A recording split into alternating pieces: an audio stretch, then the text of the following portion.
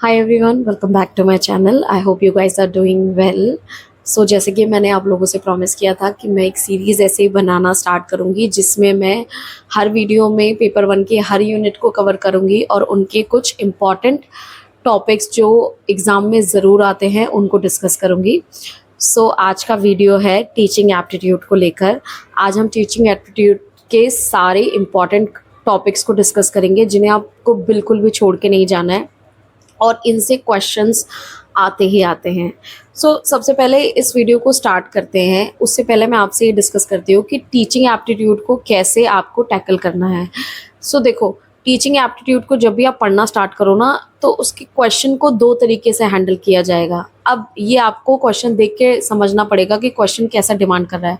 कभी कभार आपको एक टीचर के पर्सपेक्टिव से सोचना पड़ेगा क्वेश्चन को करते समय, और कभी कभार आपको एज अ लर्नर सोचना पड़ेगा उस क्वेश्चन को अटेंड करने से पहले। ठीक है, कि आप एक लर्नर होते तो उस सिचुएशन में कैसे हैंडल करते। जब आप इन पर्सपेक्टिव को समझ जाओगे तो टीचिंग एप्टीट्यूड के बहुत सारे क्वेश्चंस आपसे सॉल्व होने लग जाएंगे जो कॉन्सेप्चुअल होंगे। आपको टीचिंग एप्टीट्यूड पूरा पढ़ना है, ऐसा नहीं है कि कुछ छोड़ना है, लेकिन जो टॉपिक्स मैं आज आपको बताऊंगी उनकी रिवीजन आपको अच्छे से करनी है और मेक श्योर करना है कि वो टॉपिक्स आपने ज़रूर ज़रूर किए हों। चलो let's get start the video. मैंने सारे इंपॉर्टेंट पॉइंट अपनी नोटबुक में लिख लिए हैं। अगर मैं ऐसे देख के बताऊँ तो ये मत सोचना कि चीटिंग कर रही हो, मैंने खुद ही लिखे हैं। ये मैंने सारे इसलिए इकट्ठे लिख लिए कि मैं कुछ भी वीडियो के टाइम पे कुछ भी भूल ना जाऊँ। ठीक है, तो मैं सारे पॉइंट आपको एक एक करके बताती हूँ। सबसे पहले आता है टीचिंग के मैक्सिम्स। टीचिंग के मैक्सिम्स इतना इम्पॉर्टेंट नहीं है, बट हाँ इम्पॉर्टेंट है, और एक आधा शिफ्ट में इससे एक क्वेश्चन बनता ही बनता है। ये मैंने इसलिए इंक्लूड किया कि पढ़ लेना, मतलब पढ़ना ज़रूर, और क्योंकि एक आधा क्वेश्चन इससे बनता ही बनता है। तो छोटे मोटे टॉपिक से अगर एक क्वेश्चन बन जाए तो वो बुरा नहीं है, अच्छा है, फ्री के मार्क्स कहते हैं इन्हें। ठीक है, उसके बाद आता है level of teaching. Level of teaching one of the most important topic है टीचिंग एप्टीट्यूड में। 3 लेवल होते हैं टीचिंग के।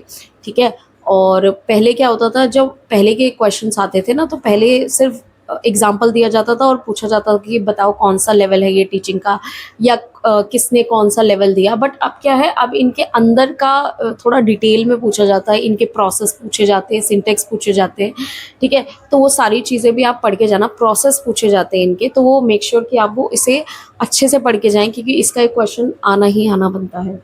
उसके बाद मैं बात करूँ तो लर्नर टीचर सेंटर्ड अप्रोच। ठीक है, कौन सा आपको 3-4 स्टेटमेंट्स दे दी जाएंगी क्वेश्चंस में। आपको पूछा जाएगा लर्नर सेंटर्ड है या टीचर सेंटर्ड है। अगर टीचर सेंटर्ड है तो कौन कौन से पॉइंट इसमें आते हैं, या लर्नर सेंटर्ड है तो कौन कौन से पॉइंट इसमें आते हैं। तो ये क्वेश्चन भी, मतलब ये पॉइंट भी, टॉपिक भी आपको बिल्कुल भी छोड़ना नहीं है।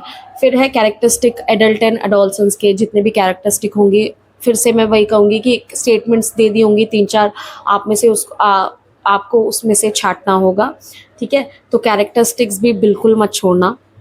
और फिर आता है direct and indirect method of teaching. Statements दी होंगी, फिर से मैं वही बोलूँगी, बिकॉज स्टेटमेंट्स वाले क्वेश्चन अब ज़्यादा देखने को मिलते हैं। तो स्टेटमेंट्स दी होंगी और आपको उसमें से क्वेश्चन में लिखा हुआ कि डायरेक्ट इंस्ट्रक्शन छाटो या इनडायरेक्ट टीचिंग के जो भी मेथड्स हैं वो आप छाटो, तो आप इस टॉपिक को भी बिल्कुल भी छोड़ के नहीं जा सकते। ठीक है, उसके बाद लॉ ऑफ लर्निंग। अब कुछ टाइम से ना लॉ ऑफ लर्निंग के जो क्वेश्चंस हैं वो पूछे जाते हैं। 2 तरीके के लॉ होते हैं, primary law and secondary law. और टॉपिक अच्छा खासा इजी है, तो आप परेशान मत होना, बट इसको करके ज़रूर जाना। ये जितने भी टॉपिक्स मैं आपको बता रही हूँ ये बहुत इंपॉर्टेंट है और इनसे क्वेश्चंस आते ही आते हैं। मेक श्योर करके जाना। अब टाइप्स ऑफ मेमोरी बहुत पूछा जाता है, पूछा ही पूछा जाएगा, तो इसको भी आप बिल्कुल भी मतलब छोड़ के नहीं जा सकते। एपिसोडिक मेमोरी हो गया, सेंसरी हो गया, ठीक है, या साइकोमोटर मेमोरी हो गया। तो ये सारी जितने भी मेमोरीज के टाइप हैं वो सारे आपको अच्छे से करके जाने हैं, बिल्कुल भी मत छोड़ना। उसके बाद मैं बताऊं, एक टॉपिक जो बहुत इंपॉर्टेंट है और वो बहुत सालों से आता जा रहा है, वो है असेसमेंट और इवैल्यूएशन का। पहले सिर्फ 4 टाइप के असेसमेंट होते थे, वो पूछे जाते थे, बट अब और भी है। एपिसोडिक या रिहॉट्रिक बोलते हैं उसको, मैं प्रोनाउंसिएशन नहीं कर पाती उसका प्रॉपर। ठीक है, तो ये सारे हैं, और बिल्कुल प्लेसमेंट हो गया। तो ये सारे असेसमेंट और इवैल्यूएशन के टाइप हैं, बिल्कुल भी छोड़ के मत जाना। ठीक है, अच्छे से करके जाना, और बहुत ईजी टॉपिक है। अब cooperative learning and strategies one of the most important topic है। अब बहुत पूछा जाता है। पहले क्या होता था, पिछले कुछ शिफ्ट में अगर मैं बोलूं तो उसमें क्या होता था, सिर्फ ये स्टेटमेंट दे दी जाती थी और पूछा जाता था कि बताओ ये कोऑपरेटिव लर्निंग में है, आता है या नहीं आता। बट अब इसके टाइप्स हैं, जैसे जिक्सॉ हो गया, फिश बॉल्ट हो गया, ठीक है, और भी बहुत सारे हैं। तो मेक श्योर कि आप इसके टाइप्स पे करके जाएं, बिकॉज अब उनसे सीधा सीधा क्वेश्चंस आते हैं कि बताओ ये कौन सा टाइप है, ठीक है। तो ऐसे करके आप बिल्कुल भी इसको नेग्लेक्ट नहीं कर सकते। और एक टॉपिक जो अब पिछले कुछ शिफ्ट से आता ही आता है, वो है ई टूल।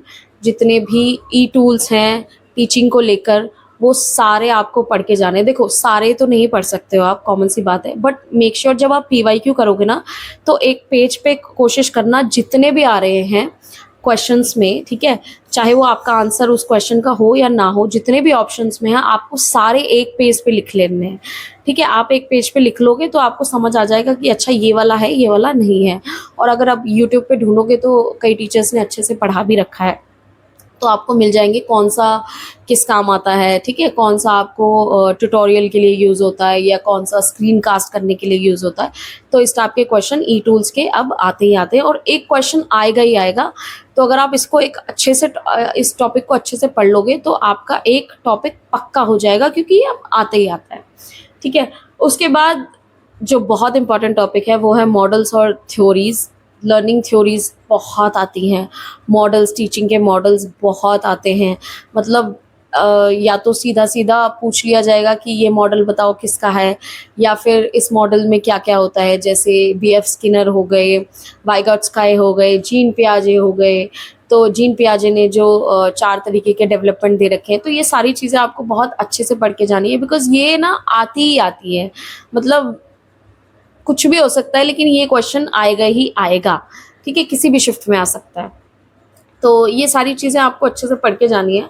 और मैं बताऊँ तो आजकल एक टॉपिक आता है लर्निंग ट्रांसफ़र, ठीक है। लर्निंग ट्रांसफ़र का भी पीछे कुछ शिफ्ट से टॉपिक देखा ही देखा जा रहा है, ठीक है। हाई लर्निंग हो गया, लो लर्निंग हो गया, तो ऐसे करके इसका एक अच्छा खासा टॉपिक है और ईजी है। ये सारे टॉपिक ईजी हैं, अगर आप पढ़ने बैठोगे तो इसमें से कुछ भी ऐसा नहीं होगा जो आपको समझ नहीं आएगा, ठीक है।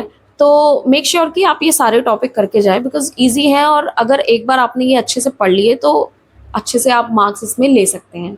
सो लर्निंग ट्रांसफ़र का टॉपिक भी अब बहुत आता है, तो छोड़ना नहीं है, करके जाना है, ठीक है। एलएमएस कितने टाइप के एलएमएस हैं, आपके सारे नाम, वो सारी चीज़ें आप एक बार अच्छे से देख कर जाना। प्लस में इफ़ेक्टिव क्लासरूम कम्युनिकेशन, ठीक है। अब क्या करते हैं, अब ना टीचिंग को और कम्युनिकेशन को इंटीग्रेटेड कर देते हैं टॉपिक को, और फिर स्टेटमेंट्स दे देते हैं और पूछते हैं बताओ इफ़ेक्टिव क्लासरूम के कौन कौन से टाइप हो गए स्टेटमेंट वाइज। तो मेक श्योर कि आप ये क्वेश्चंस अटेंड करके जाओ, ठीक है। इनका अलग से तो क्या ही टॉपिक बनेगा, बट जब आप क्वेश्चन की पीवाईक्यू की प्रैक्टिस करेंगे तब आप इन्हें अच्छे से समझ पाएंगे, ठीक है। टीचिंग प्लस कम्युनिकेशन को ऐड करके अब ये लोग अच्छे क्वेश्चन बना देते हैं। तो मेक श्योर कि आप ये वो क्वेश्चंस अच्छे से अटेंड करके जाएं। और आई थिंक मैंने कुछ 15 to 16 टॉपिक्स आपको बता ही दिए हैं। आप कोशिश करना कि ये इनमें से तो कुछ मत छोड़ना, ठीक है। प्लस में अगर मुझे और भी याद आते हैं जो मैंने अभी शायद मैं एनालाइज करते वक्त नहीं लिख पाई, तो मैं कमेंट में पिन कर दूंगी।